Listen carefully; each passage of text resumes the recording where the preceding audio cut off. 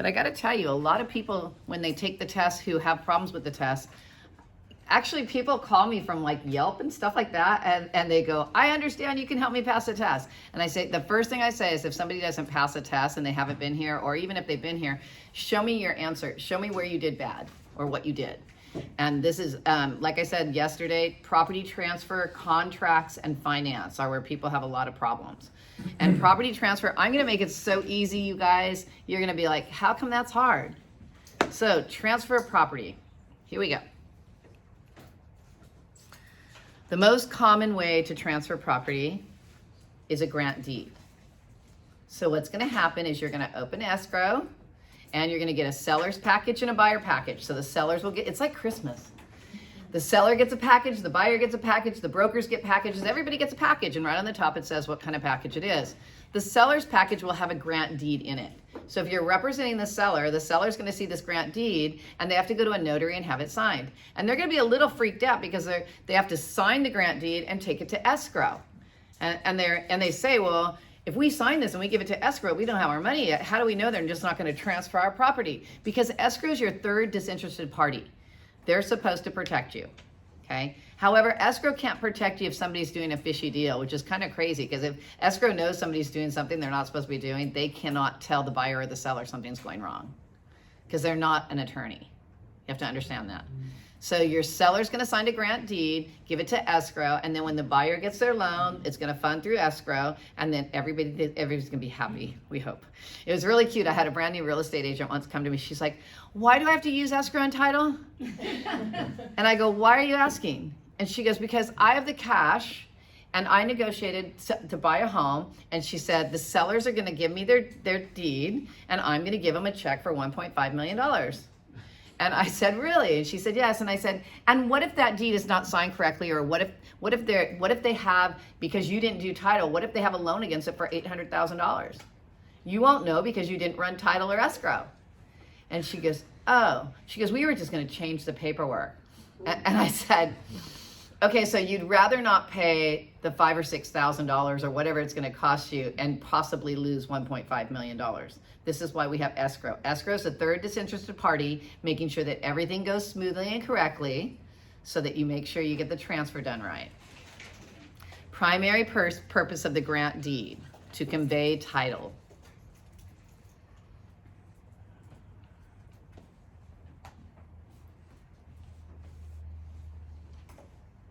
It sounds like escrow is where the money's at too. Escrow what? Is where like you make good money, right? Well, a lot, like I asked this one company, it's a Remax over in San Dimas. They're 100%, but they only take people who have some experience. And I said to him, I said, well, what are your other fees? And he said, we try to make most of our money off of escrow.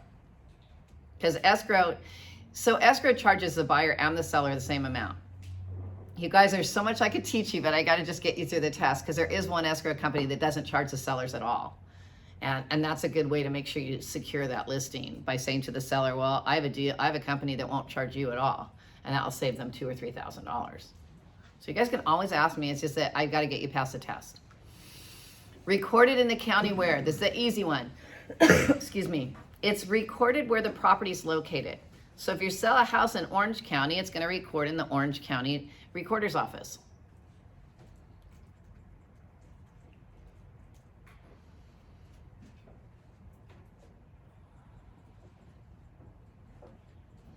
True about grant deeds. Does not have to be recorded. However you want it to be recorded, okay? Does not have to be recorded. Now, if you're getting financing, it's gonna have to be recorded, because the lender's gonna want it recorded. If somebody pays cash for a property, they don't have to record it if they don't want to. Constructive notice. This is the part people have problems with. I'm gonna make it very clear. Constructive notice is one of two things. Somebody moving into the property, or somebody actually putting it in the county recorder's office.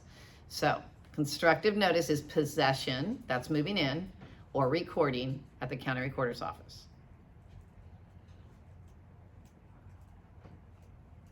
Easy so far? Yeah. So whoever does something first gets the property, because there's a couple of questions like this and people mess them up. Just make sure you know who's who. That's why you have the whiteboard, right on the whiteboard. Oh, and I forgot to tell you guys about the whiteboard yesterday, the part that's really important. The part that's really important, I forgot to tell you. If you get up and have to go to the restroom or something, turn the whiteboard over before you go anywhere. Because the proctors are walking around, and let's say that you have that T on there, and it says which ones you didn't answer, which ones were harder.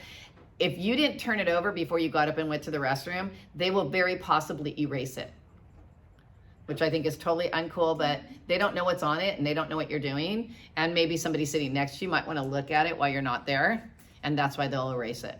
I mean, I guess it's easier to turn it over, but they're not babysitters. This is the real world, right? They won't erase it if you turn it over? If you turn it over, they don't usually erase it. Can we take it with us? Huh? Can we take it with us? No, you can't take it with me. You're so cute. No, but I get your point. Oh, Yeah, take it with me to the bathroom, yeah. No, they won't let you. Or just go to the bathroom before you take. Just go to the bathroom before you take the test and don't drink a lot of water. How about that? Owner gives constructive notice. I'm going to give you an example, so don't worry. So the question on this one is going to say, it's going to give you a scenario, and they're going to ask you who gets the property. What if a seller gives two people the property at the same time? Back in the 1800s, people used to do that. They'd try to sell it to two people and make more money. Yes. When quitclaim, Quitclaim. who needs to be present?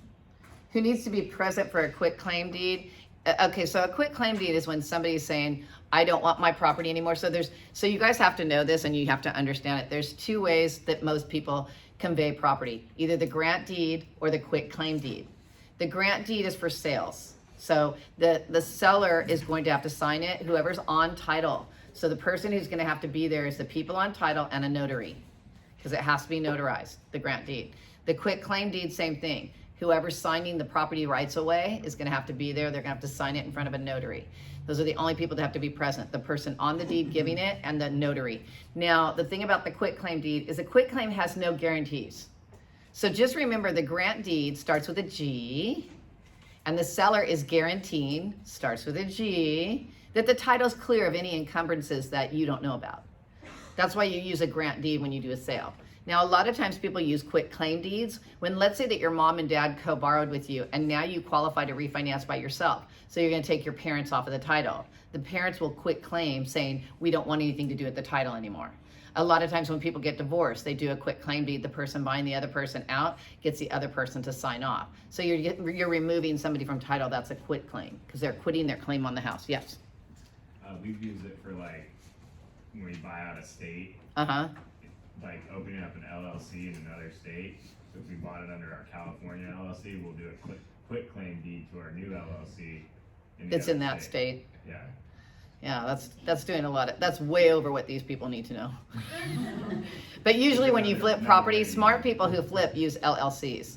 There was one kid in one of my classes like this, that what he was doing is, there's a law that says, okay, and you guys need to know all this stuff, but it's not on the test.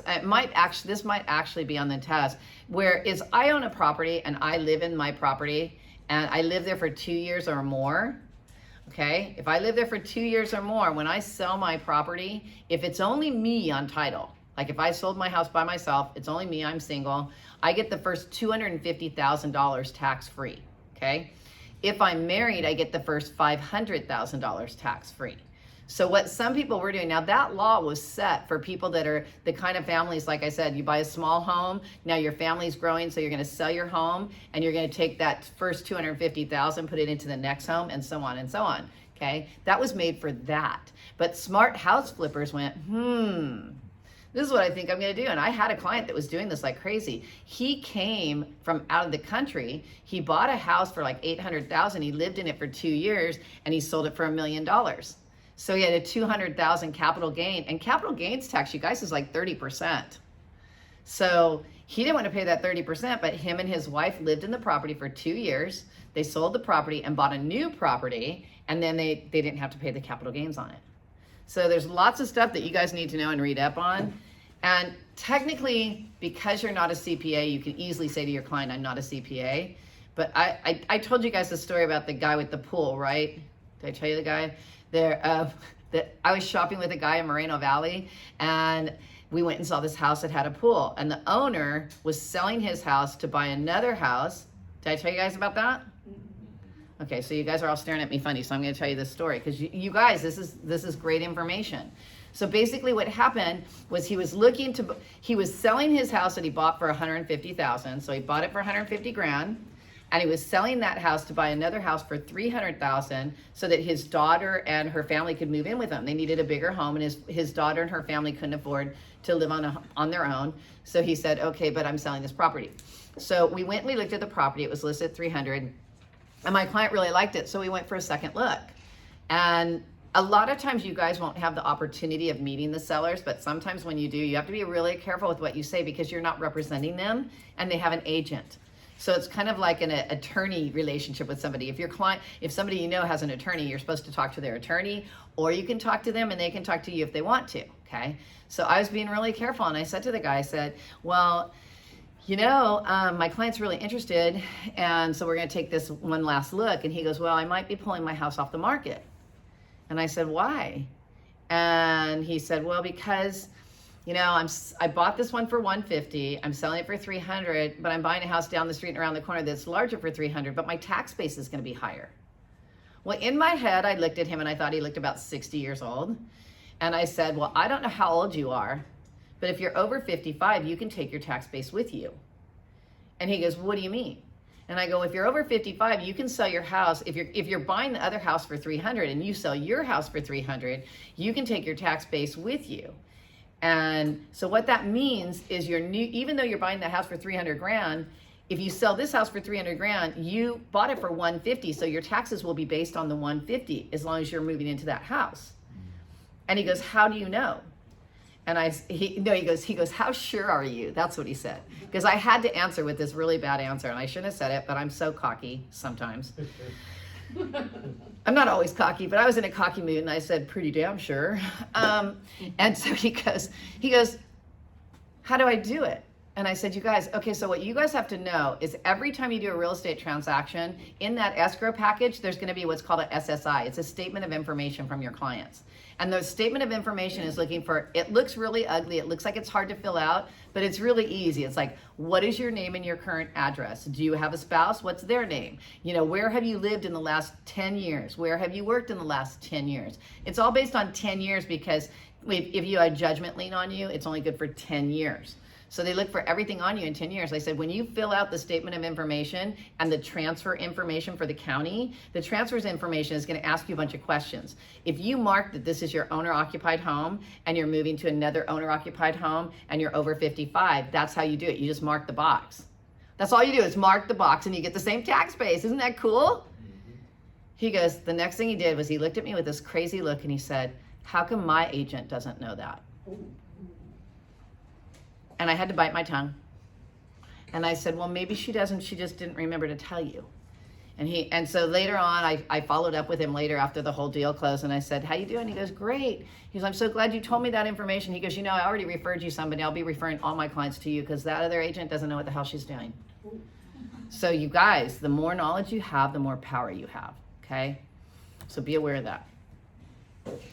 Constructive notice. This is really important. Constructive notice. Okay, I'm going to explain constructive notice. I'm going to go back there because that doesn't really explain it to you as well as it should be explained. So here's how it works, because they're going to give you scenarios like this, and you have to understand the scenario. It's whoever moves in or records first. Whoever did something first, okay? So whatever the scenario says, like on the question it says, Johnny Smith bought a house and moved right in. Okay, he owns it. I don't care if the seller sells it to somebody else or whatever because he moved right in, okay? So this is how it happens. Let's say back in the 1800s, somebody has a house and they sell it to you for, let's call it $5,000. They sell you the house for $5,000 and you moved in, okay? But you didn't record it. And the seller sees that you didn't record it. Recording is public notice. So moving in or recording is public notice because you're showing everybody you're doing it. So that person moves right in, I'm the seller, and I go, it doesn't show on record anywhere that I sold it. So I'm going to sell it to a second sucker. And I sell it to a second person, and that person looks on the county recorder's record, and there's nothing there. He forgets to go over there and look at the property. It could be a renter in that property. He doesn't know who's in there. So he buys it for $5,000. So I sold it to them. They moved right in. I get $5,000. Then I decide to sell it to somebody else who looks on title. It's not there. I get another $5,000. Then that person goes over there to move in, knocks on the door and goes, "Why are you here? I just bought this house. You got to get out of here." And the guy goes, "Well, I bought it, 2 weeks ago and I moved in." Who gets the house? The one that moved in first. Now, let's say that the one that moved in first, let's say he bought it, but he didn't move in. He bought it, but he didn't move in. And then the other person sees it's not on title. He drives by, there's nobody living there. He buys it, he records it, and he moves in. But the other person bought it first, but they didn't have any constructive notice. Well, then the second buyer gets it because he moved in or recorded first. Got it? Because they're going to turn that all around different ways. Whoever did something first gets the house. That's constructive notice. Grant deed. Yes. I'm purchasing a home and I want someone to co-sign. Do I have to do the quitclaim deed or refinance if I want to take them off title? No. The question is, if he's buying a house, he or she is buying a home, and they use a co-borrower, and they want to take them off, do they have to refinance to take them off? No. You just have to do the quitclaim deed and record it in the county recorder's office. But be very careful, you guys, about changing title on anything. God, I mean, I had extra time, but I don't know how much extra time I have because I'm answering all these questions. But let me just tell you this one. The thing is as a loan officer or real estate agent, you're not supposed to tell them how to hold title. Like that girl that was asking me about the home inspection in 5 days, and she's in New York. She said, well, they're asking me all these questions about title, and she took the piece of paper that escrow sent, because on the escrow paperwork, it's going to ask your buyer, how are you going to hold title? And then your clients are going to say to you, if they're brand new, what the hell is title and what's vesting, or how are you going to hold vesting? You guys are not attorneys, so you cannot answer that question. You know it, but you can't answer it. So what I used to do is I Googled how to hold title in California, and I Googled it. I had the piece of paper. It was really good by a title company. It said the different ways. So I was at a board meeting and I said to the attorney, I said, this is what I do. I give him that piece of paper. And he goes, don't you ever do that again. And I'm like, but I'm not telling them anything. I'm just letting them read this piece of paper. He goes, tell them to Google it, because by you Googling it is giving them legal advice. Okay. So you can't do that. And but however, and the reason, that person's asking me if they're going to grant deed offer on, if they're your brother, if they're your mother or your father, and they co-borrow with you, and they grant deed off, great and fine, life is good. I bought a house with my brother. I used him to co-borrow with me. Thank God I didn't record that quitclaim deed when the property value doubled in value. I recorded it after the prices went down again. But you know what? If I would have recorded it when he actually signed it, my taxes would have doubled, because he's my brother. He's not my mother. So parents can transfer to kids and kids can transfer to parents without it affecting the cost of your property taxes. But watch out, because Proposition 19 just passed, and there's a whole lot of different things because of that. So don't be taking people on and off in title and moving that all around and changing it from a corporation to an individual. Be careful, and don't give advice. Tell them to talk to an attorney about it, okay? So don't do it. My property taxes did go up when my brother quitclaimed off, even though he never paid for anything. He was just my qualifying partner, okay? Is that because it's considered like an... It's considered a transfer. It's like I got a benefit because he quitclaimed his interest in the property to me. So I got a benefit. All right, grant deed must be delivered and accepted. Because the story I was going to tell you is this kid, his parents, they bought their house really inexpensively. They put it into a corporation, and then the loan officer told them that he had to take it out of the corporation and put it in his name in order to refinance it. And the interest rate was like 9%, so he wanted to refinance it and lower the payment because he was having a tough time making the payment. So by lowering the interest rate, of course, he would be able to make the payment easier. Well, what happened was his parents bought the house really cheap a long time ago and put it into the corporation. When he took it out of the corporation and got it directly to him, they reassessed the property, and the property was now... Can you quitclaim it twice? Can you quitclaim it out? You can quitclaim, yeah. People do that all the time with a living trust. With a living trust, you quitclaim it in and then you quitclaim it out. But they're not making us take it in and out anymore. That's like a whole class now that I'm thinking about. But anyway, this kid, when they did that to him, instead, his parents should have put it was in the corporation, they should have taken it out and given it to themselves, and then they should have gave it to the kid. and then his tax base went and more than tripled. So because it was originally assessed at like $350 when it went to Orange County Recorders, and because it came out of the corporation, went to the kid, they reassessed it for over $2.5 million. So now even refinancing it wasn't going to help him, and he had to sell the property because the loan officer gave him bad information. Can they sue the loan officer? I don't know. Would they be able to get that kind of money out of him? Probably not. You know, you can sue anybody you want, but will you get your money? Deed executed when? Signed by the grantor. The grantor is the person granting the property to the other person. So the owner of the property is the grantor, and they execute it in front of a notary.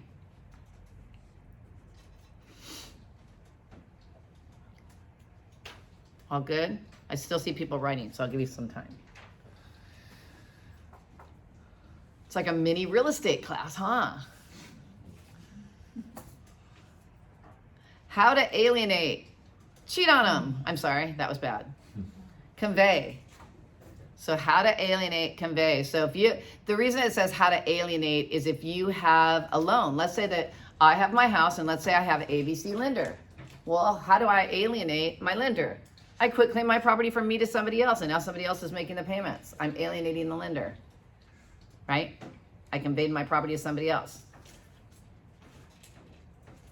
Alienation is the opposite of acquisition. So the question literally says, what's the opposite of alienation? The answer is acquisition. That's how easy that one is.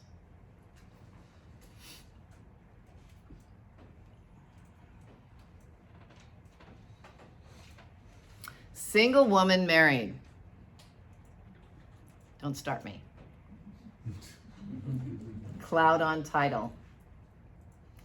So back in the day, many moons ago, I don't know how it is now, but mostly, I think most women don't change their last name anymore. But women that change their last name, they can make it so, like on this question, the woman buys the house when she's single. Then a year later, she decides to get married and sell her property. When she goes to sell her property, now she has a different last name. And back in those days, we didn't have computer checks to just back it up and check it. So she had better had all her paperwork that showed that she transferred her name. Because if I have my property and I'm Sharon, my original maiden name was Gunzik. So if I bought my property, Sharon Gunzik, a single woman, and then a few years later, now my last name's Sharon Butler, I have to be able to prove to the notary that Sharon Butler and Sharon Gunzik are one and the same person. So back in the day, the single woman got married, she changed her name, so now she has a cloud on her title. Okay? In order to get rid of a cloud on your title, you use a quiet title action. And that's a court action to remove the cloud and perfect the title.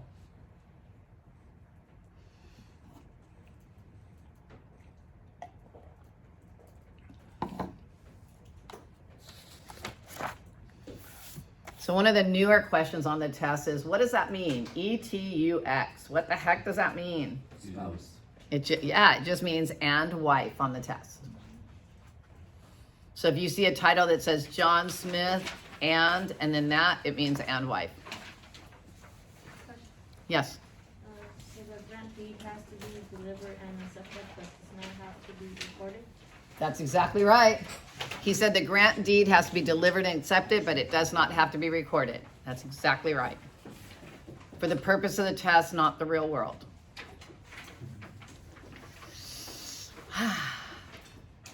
Quitclaim deed. We talked a little bit about the quitclaim deed. It conveys the right of the grantor. It doesn't have any guarantees. The quitclaim deed has no guarantees of anything that might encumber the property. It's just saying, I'm signing this saying, I'm giving you my property. I don't want anything to do with it. Conveys the rights of the grantor. No warranties or covenants.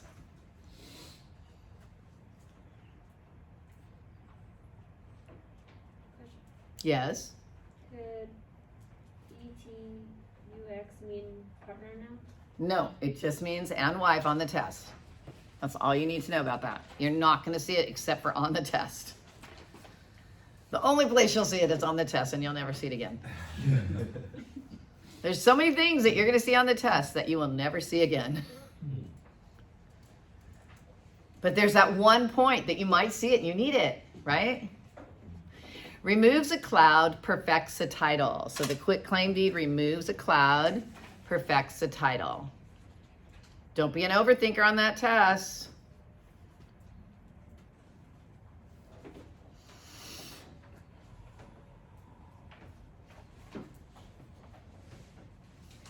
That was a long one. Everybody got it? Removes the cloud, perfects the title.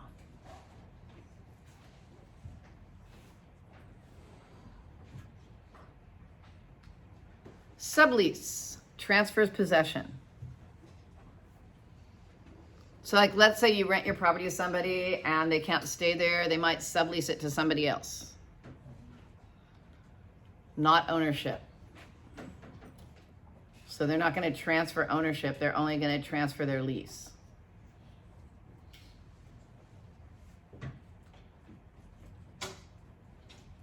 Hey, you guys, we're in escrow. Escrow, yes. Grant deed accepted and delivered to who exactly? Okay, we're not going to keep going back and forth to the grant deed. Is that the same person? Okay. Just text me on that one. We're not going to go back to grant deed. We're already at grant deed pages ago. Okay. I'm just going to tell you what you're going to need to pass. Authorize to call funding of the loan. So the escrow officer, what's going to happen is once your buyer gets the loan and they go ahead and they sign all their docs, okay, once it gets signed, then it's going to go back to the lender's going to make sure everything's signed correctly. And once it's signed correctly, they're going to call the lender and ask for the funding figures. So when you hear they're asking for the funding figures, you're this close to being done, okay? So they'll get the funding figures, they'll record the deal, and they'll have the loan done. Escrow law is found in, before you write anything, write the first word, California. Escrow law is found in California Financial Code. And I believe on this test question, there's only one that says California, and you're going to take that one. California Financial Code.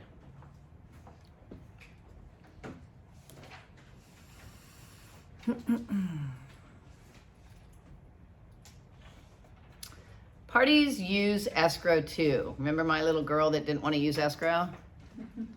Make sure the terms of the contract are met.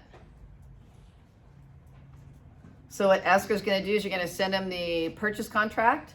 You're going to send them the listing contract so they can see how much the commission is.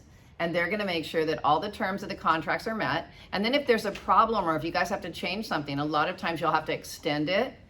You'll talk to the other side, and then you'll go ahead and you'll send it to escrow, and escrow will make sure everybody signs it, because you can't change any terms unless everybody agrees on it and you signed an addendum. Seller delivers deed. So this is where the seller is going to deliver the grant deed to escrow. So when they say delivered and accepted, the seller is going to deliver it to escrow and the buyer is going to accept it.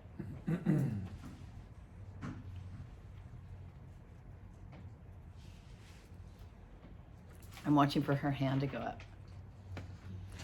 Recurring costs.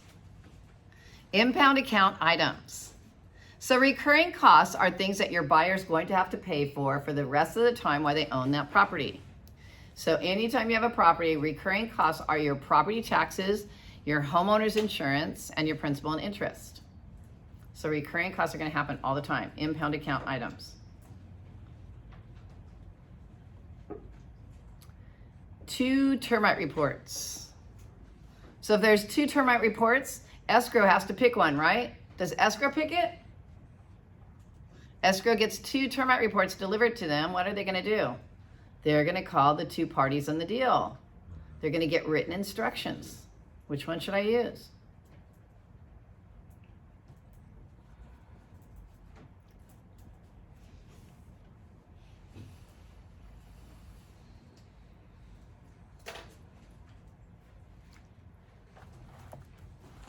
My page doesn't want to change. Credit the seller with prepaid taxes.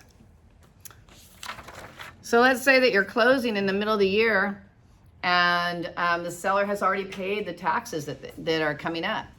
Well, the seller doesn't have to pay for taxes that once the buyer owns the property, so they're going to credit the seller back with anything that they already paid. Just like if they've already paid their HOA dues, their homeowners association dues, like some people will pay that ahead of time, they will get a credit back. Debit to the buyer. Debit the buyer for the purchase price.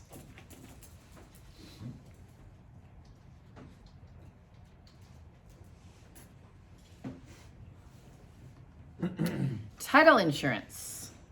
Title insurance is most concerned with the documents that appear in the chain of title.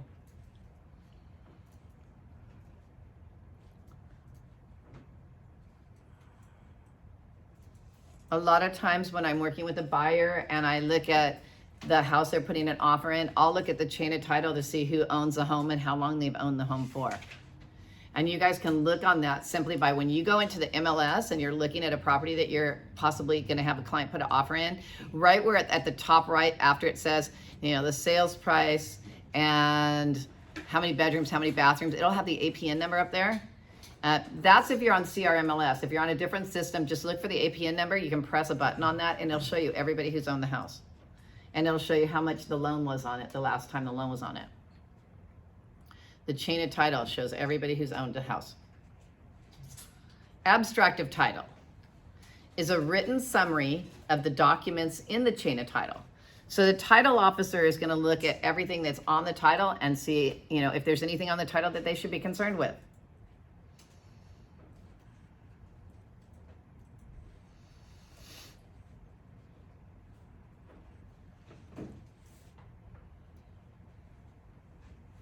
Preliminary title report.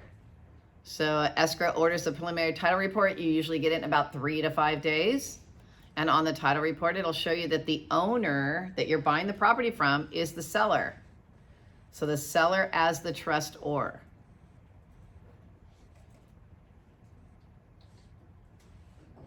That one's kind of a hard question because it doesn't say actually seller is trustor. It says the names of the people, and then it says the seller's name is the trustor.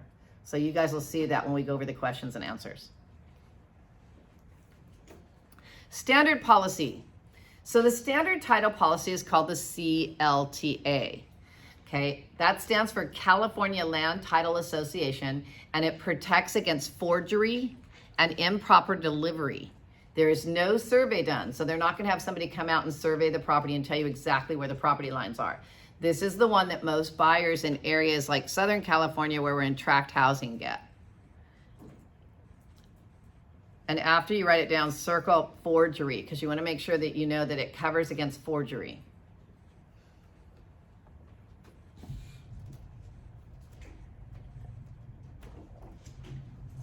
I got a good story for a title one for you guys. We'll get you the next title one, then I'll tell you a story.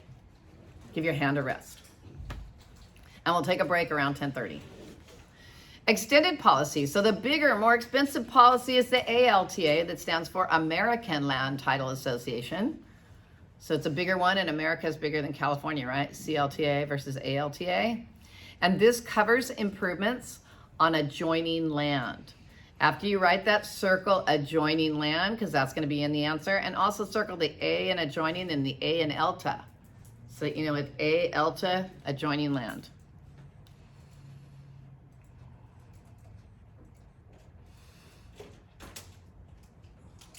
What kind of policy do you guys think covers everything? Does anything cover everything? No. No. Right. Type of policy that covers everything? None.